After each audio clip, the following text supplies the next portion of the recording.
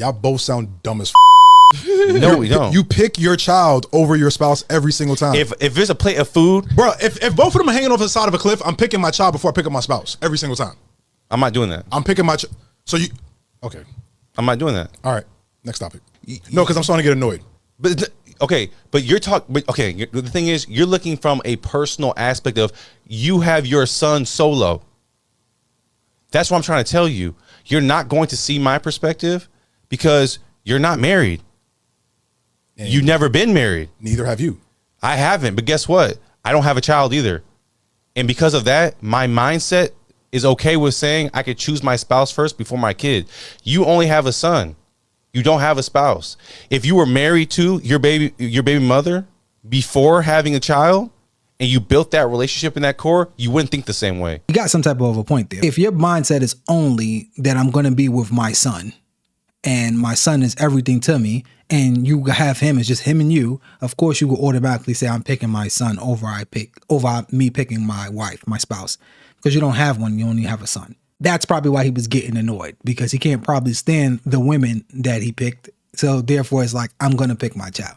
However, to pick your wife over your kid would have to be an amazing wife. And I can guarantee you, if the roles is reversed, she's not picking you. So have happy with that. If a man goes out there and he picks a woman over his child, I think something is really, really wrong with him. Women can come and go. I think the same way because your son is all you have. That's all I need. Right. But if you were married and with a woman, you wouldn't think that way. You think that's my best friend. I don't want to lose my best friend over anything. You can make another child. You can get another wife. You can make another baby. You pick your child before your spouse, bro. No, you don't. You picked the person that you said before God that's what I want to be for the rest of my life. Life, death, do us part, in sickness and in health. You didn't make that commitment with your child.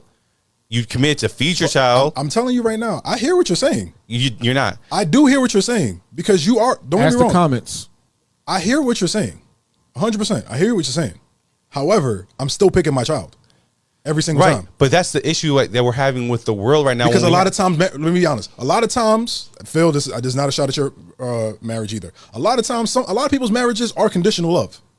100%. Right. And no, what he just said hit home extremely hard. Most people in relationships are conditional love. It's based on conditions that you do X, Y, and Z.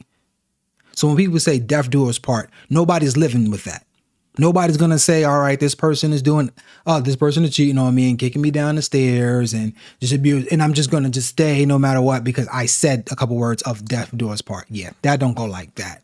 Right. So if it's based on some type of condition, and I can guarantee you, men may be a little bit more stupid, but women are extremely smart. Might play stupid, but they're extremely smart. It's conditions with whatever you got going on. And that's why they leave most of the time, because those conditions was not met. And we're not even talking about the conditions when y'all first started the marriage. No, the conditions change and some get added afterwards. They're going to need new requirements, and you have to go with the conditions that you never knew existed. So if you have to do that, why are you acting like this is a unconditional love that you have with a person? Now, this is exempt for some people. So don't be the person, oh, I love my wife and my wife is everything to me and I'm everything to her. Fantastic, my guy. Whatever you and your wife got, I want you to tell us if that's unique or is it just often that happens like that. Do you think most marriages are like that, where this person has unconditional love and that person has unconditional love and they come together? Or do you think most relationships and marriages are not like that? I can give you the quick answer, because most of them end in divorce. So if you really, or separation. So a lot of people, even with the statistics, we have to think about that. When it comes to divorce statistics, let's just say it was a 50-50 chance. That's still a good chance to flip a coin to, have a better life or whatever it is. But that's just on paper. That does not include the people that are on paper married and would fit in that statistic as, oh, their marriage lasts 20 years, because sometimes it's just more expensive to get a divorce and those people just separate. And on paper, they're still married. I learned this from so many married people. I had friends growing up, just crazy. I can't stand his mom. I still don't like her to this day. But his mother is sleeping with, it's too much. Anyway, but just one person that she slept with was the husband's best friend. The husband gets kicked out of the house. The best friend ends up coming in and he wasn't living there, but he was just coming as he pleased, basically every day, and he'll stay for however long, and then he'll go back to his wife. Insane. But the moral of that story is not that, all right, it happened with them, and therefore it happened with other people. It's more that people can be in a marriage like that, and that's the only one to know that I know, the only relationship I know that's like that. People can be in a marriage on paper, but not be together. And then I found out from him, the husband that got cheated on, he said if she ends up getting pregnant by the other guy or any guy, technically on paper, that's his kid. So he has to take care of it. So the guy that she's cheating with do not pay child support because that's technically his baby. So she can cheat on you, have a baby by another man, and you still have to father that child legally. So when she puts somebody on child support, he can clap her cheeks all he want and have as many babies as he want. You have to pay for it as the husband on file. Yeah, it's a dark, dark place when you say things like that. It's conditions on that. And just because they're married on paper, on the statistics, it's like, oh, the average marriage is lasting, let's just say 10 years, 15 years. I'm like, yeah, a lot of people are married and not really married. A lot.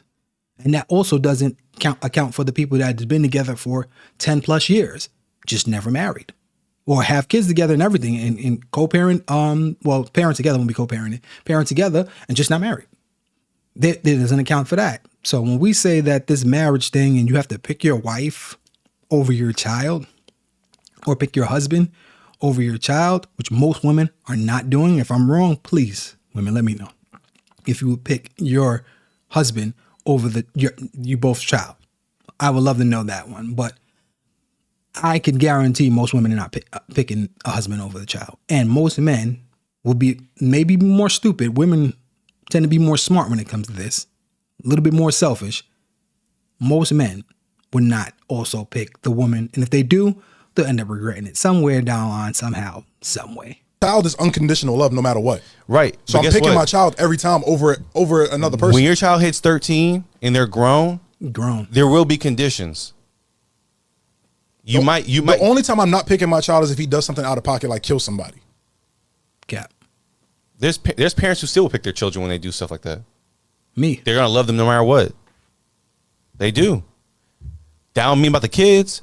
If your kid end up going out there and doing something like that, that has, unless they have a mental health issue that they were like born with, that's heavily based on you as a parent and the other parent.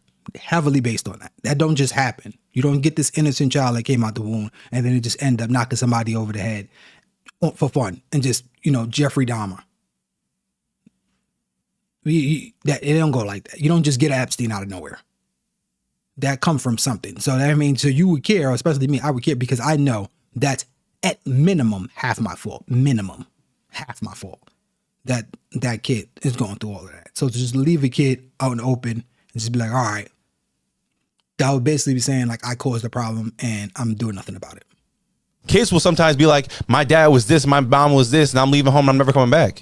But you just said something that agrees with my point. Mm-hmm. Some parents still pick their child even when their child do crazy ass. They're not picking their spouse if their spouse does crazy ass. You got a kind of a point there. Some people would do that, and some spouses will. A lot of guys will pick, and women will pick their spouse. A lot of men cheat, and women still stay or do things of that nature, knock them upside the head and kick them down the stairs, and they still stay. So that goes both ways, and men would do the same. But for the most part, if you allow your spouse to do whatever they want, or you will pick your spouse over your child, all right.